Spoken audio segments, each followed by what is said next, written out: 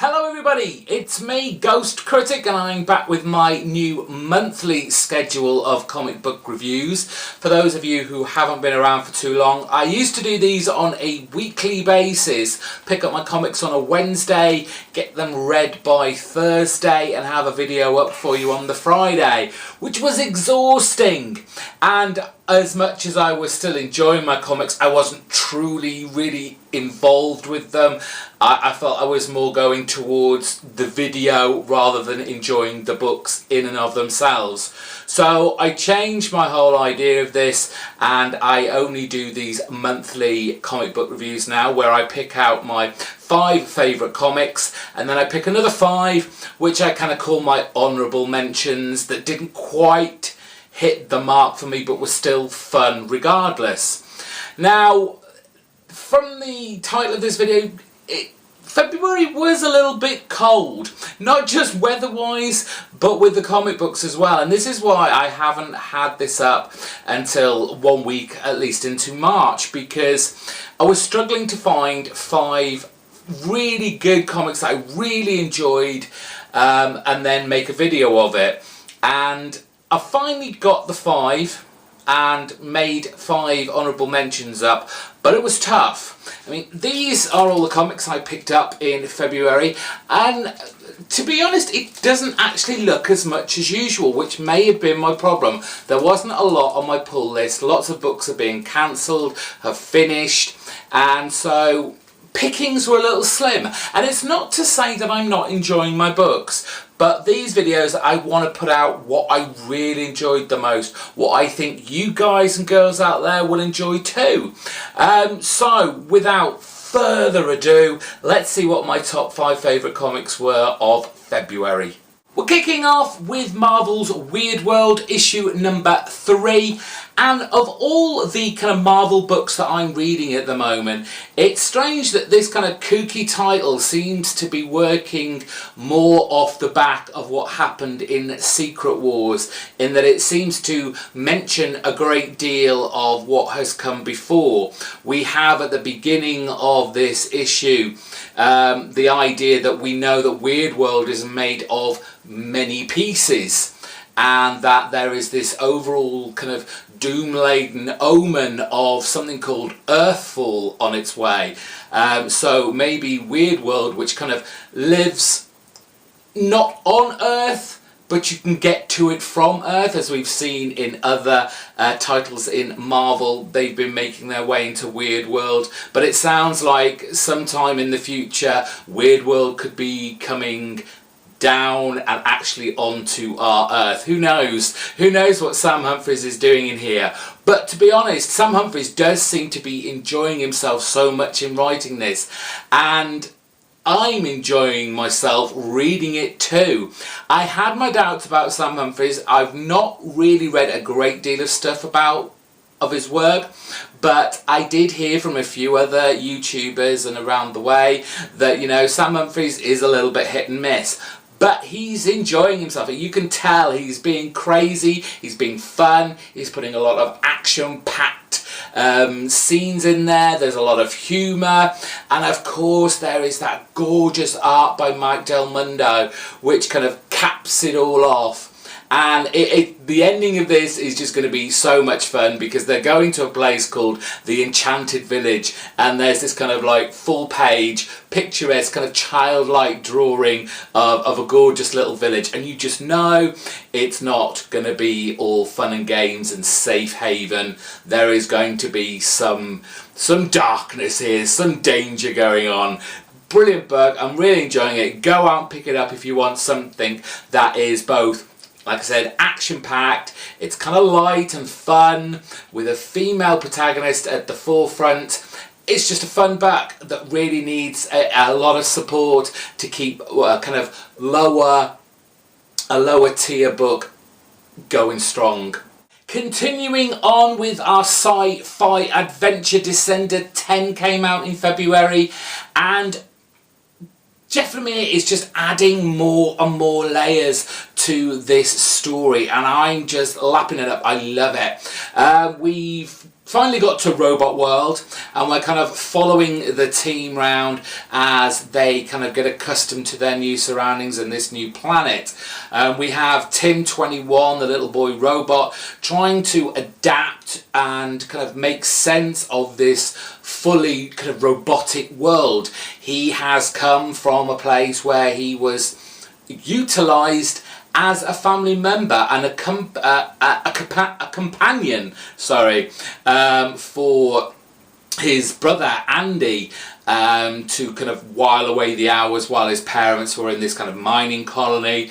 And then on the flip side of that, we see Telsa and Quan, who are worried, really. They've made it to this kind of robot planet of where no human has gone before. Are they going to be allowed to leave freely now they know where it is? Because obviously robots are kind of an endangered species, so to speak, in this world. Not only we get this intro again to this new kind of class of species. We've had the humans, we've had the robots, and now we have the between. The between, as it sounds, between human and robot. They are kind of a hybrid race that have taken on robotic arms. We see them with necks, throats, eyes, all sorts. So they're kind of a new clan coming into the mix, and Andy is going to the head of this between and asking for help. Andy has become this robot bounty hunter, so to speak, which is quite ironic given Tim 21 is looking for him to rebond, while Andy, by the looks of it, though, you know, we can see a twist coming surely, is off to destroy Tim 21. We also visit back to the hub of the 9 embassies, and we get given a vision of a deadly future and who is heading the return of the robots. Of course, it's Tim 21. Very exciting storyline from Jeff Lemire. As always, I love the gorgeous art by Dustin Nguyen. This kind of painted canvas style, kind of etchings painted over. It's just gorgeous and so unlike any sci-fi story that Image are putting out right now. I just love this book to bits, and I know a lot of people have been kind of dropping off it, but I think it's going to be kind of like the new East of West. You're going to have to stick with it through what you consider to be the kind of slow parts to really get into the grip of it all, like we waited for Jonathan Hickman on East of West. Astro City issue number 32 came out in February, and we saw the return of a character from volumes of Astro City gone by. It's Steeljack, who appears to have opened himself up some sort of kind of detective agency. Steeljack was a kind of low-tier criminal who, by the end of his storyline in previous volumes, had gone straight. But from the very beginning of this issue, it seems he's gone back to his old ways, though as the story progresses, it seems that there might be some sort of framing going on here. We have a kind of crime detective noirish kind of story going on here, where we have old loves re-entering Steeljack's life in the guise of Cutlass. Cutlass, one of his fellow partners when he was more of a villainous character, part of the Terrifying Three, and her appearance asking for his help as a detective. And it kind of brings back fond memories of his past, which unfortunately was while he was a villain, but still, you know, Steeljack is one of those characters that you kind of really feel for. He tries his hardest to continue to be a good guy, to help out his community, but he always seems to get dragged back into his more criminal ways. But a great story, great to see an old character come back. Just love Kurt Busiek's storytelling here. I'm very intrigued to see where this is going and if Steeljack will come out better than it appears to be at the beginning of this issue. Penultimate issue of my top 5 favourites for February, it's Stray Bullets issue number 12. David Lapham continues to get this tale going into even crazier and crazier directions. This kind of rescue attempt of the century is a long time coming. 12 issues worth of it. But finally, we start with, we've got our two characters who kind of like thinking, well, you know, let's get on with it themselves, isn't it about time? And so their plan is set into motion. But it's not all good. It's not all good. Orson is such a crazy kind of bipolar type character. On the surface, he seems such a kind of weak kind of character, a wimpy character that his kind of girlfriend, I forget her name now, is kind of pushing around and making him do things that he wouldn't normally do, but he's in love with her and he just can't get enough of her. And so through their kind of alcohol few days, they of course manage to botch even the start of the job up. Orson goes right off the rails, crashing into cars. Kretschmeyer is thrown into a boot, and we have the kind of the Sunshine Gang back, but the job's still on. It's still going, despite the fact that we've got a kind of lap dancer who's sick as a dog, people being crouched into uncomfortable positions, and Orson, you just don't know which way he's going to go from panel to panel. Crazy stuff, but I am loving this. Let's see how many more issues David Lapham can squeeze out of this. I'm happy for it to keep going a few more, but let's see this story wrap up. If it's the end of this series, it's the end of this series. Let's get on to a new story. As much as I've been loving this, let's go on. Let's keep the ball rolling, keep the momentum going. So before we get on to my favourite book of February, what about those 5 honourable mentions that I mentioned right at the very beginning of this video? You haven't heard me speak about this for quite a while. It is Batman. We've got issue 49 here, and I really only want to mention this because, well, one, he's back. Bruce has got his memories back finally. He's back to being almost Batman. He just needs to throw that cowl and cape on. But to me, this felt very much like a Grant Morrison tale, throwing in what I can only assume is kind of like the multiversal versions of Batman and the way they're kind of coalescing with our Batman of our universe. It just felt like Grant had written this and not Scott Snyder. Not something that I would expect Scott Snyder to have written.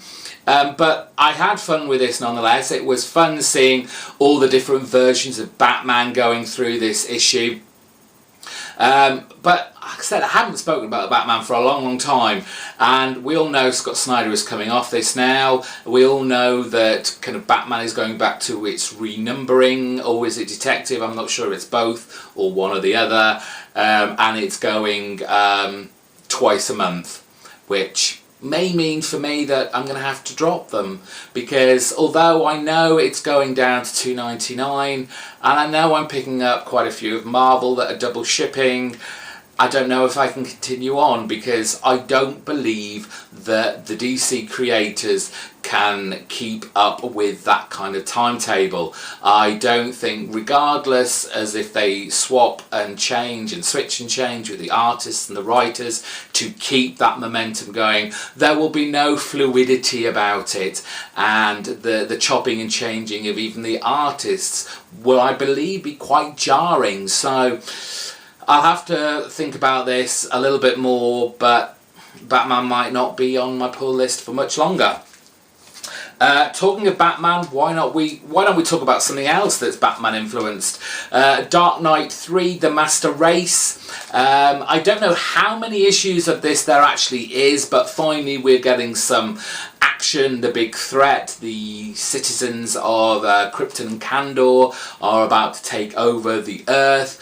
Batman obviously Bruce Wayne, being the old man that he is, isn't going to be able to solve and fight this on his own, so we've got to wake someone up, and who's that? It's of course Superman.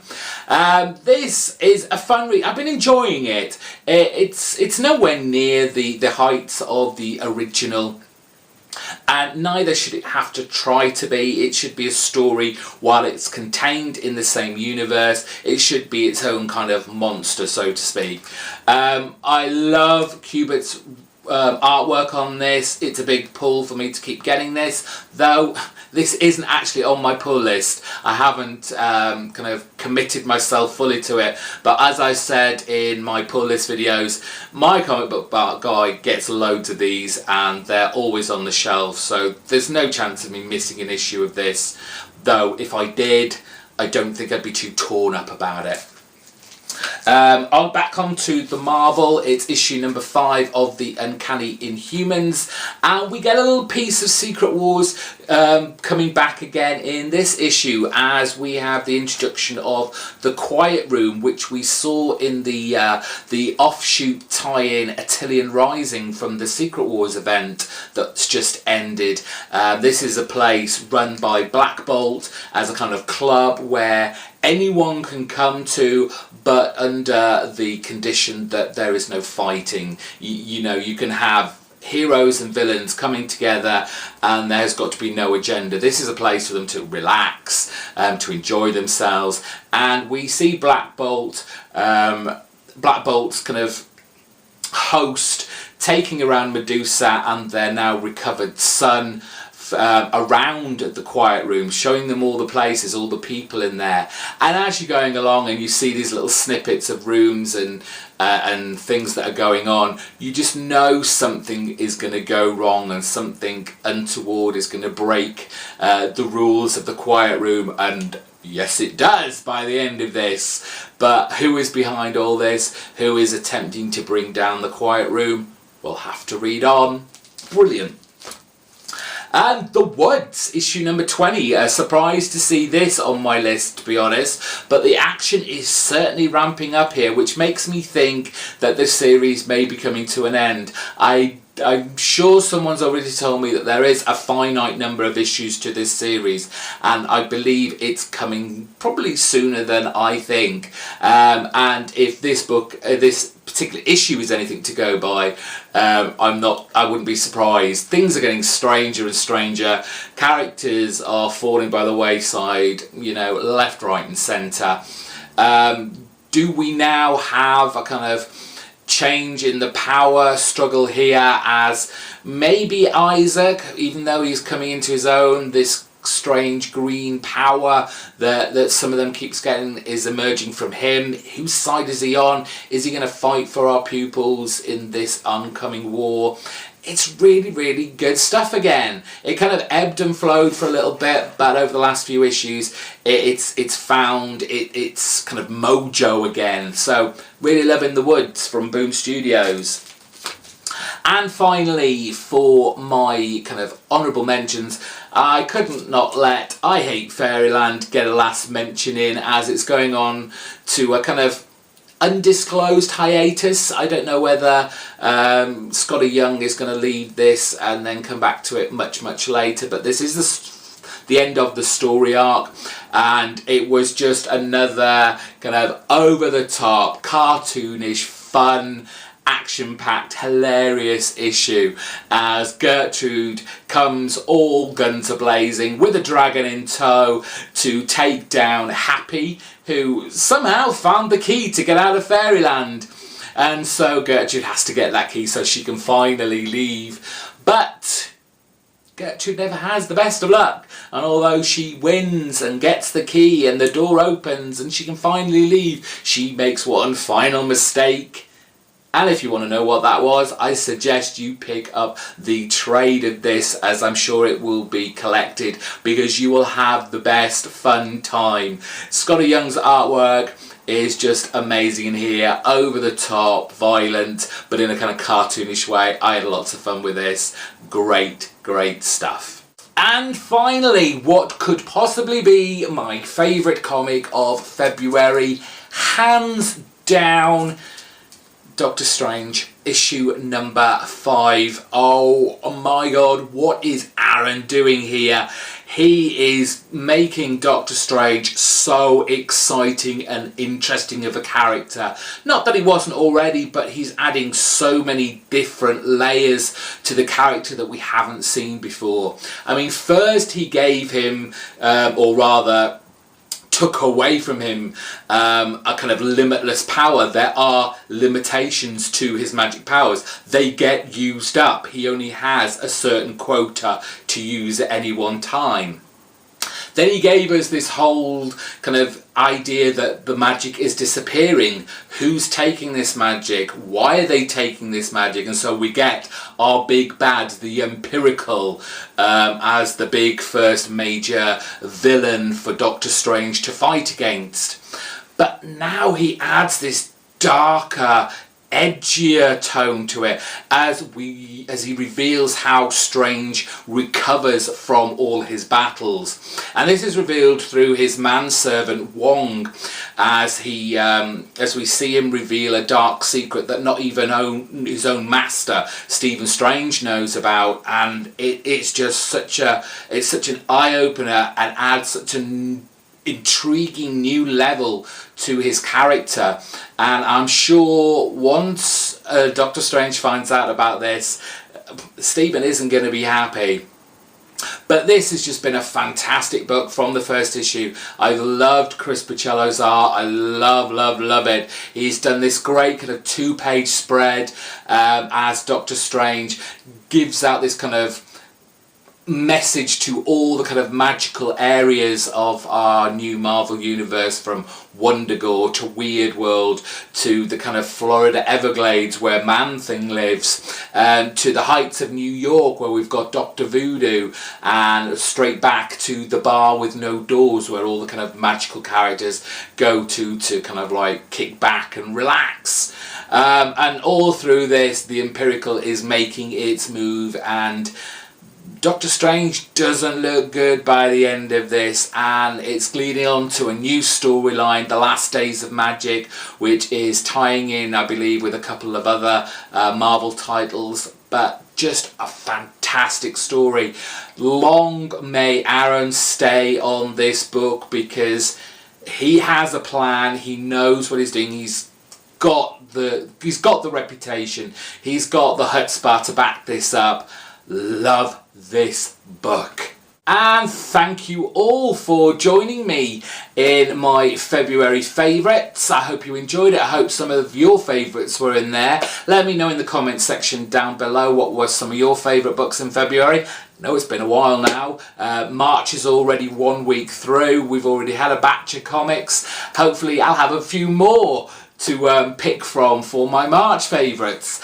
Again, thank you for coming and watching. Hit the subscribe button if you've not subscribed before. Give this video a big thumbs up, and have a chat down in the comment section with all yourselves, and I'll come and join in as well. Thank you for watching. Until next time, bye bye.